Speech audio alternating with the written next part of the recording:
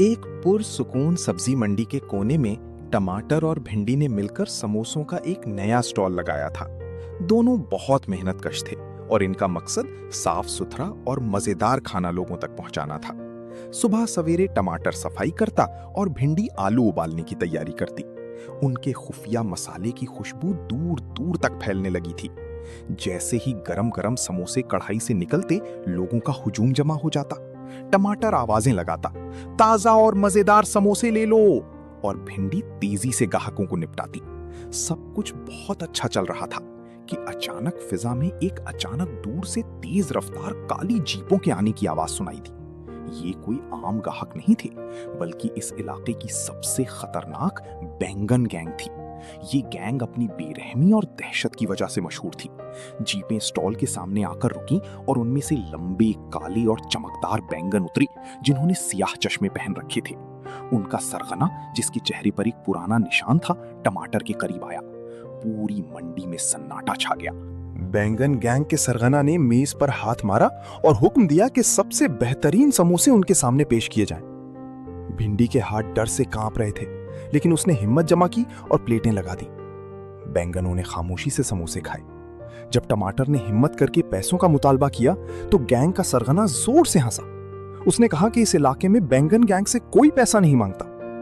इससे पहले कि टमाटर कुछ समझ पाता, बैंगनों ने उसे और भिंडी को जबरदस्ती अपनी जीप में डाला और उन्हें अगवा करके अपने खुफिया अड्डे की तरफ ले गए।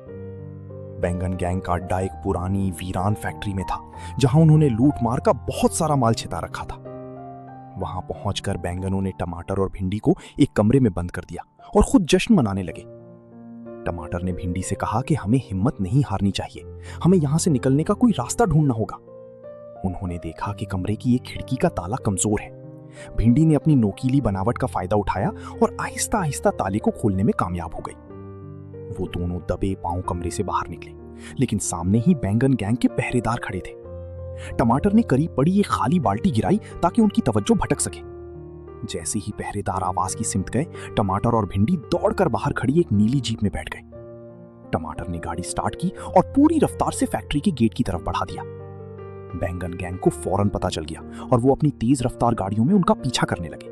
रास्ता बहुत दुश्वार था। एक तरफ ऊंची पहाड़ियां थीं और दूसरी तरफ गहरा समंदर। बैंगनों की गाड़ियां उनके बिल्कुल करीब आ चुकी थीं और वो मुसलसल टक्करें मार रहे थे। भिंडी ने चिल्लाया, टमाटर, ये हमें पकड़ लेंगे, कुछ करो। टमाटर ने सामने देखा, जहां सड़क खत्म हो रही थी और आगे सिर्फ समंदर था। उसने एक बड़ा फैसला किया और गाड़ी की रफ्तार मजीद बढ़ा दी। जैसे ही सड़क खत्म हुई, उनकी जीप ने फिजा में एक लंबी छलांग लगाई और सीधी समंदर के पानी में जा गिरी।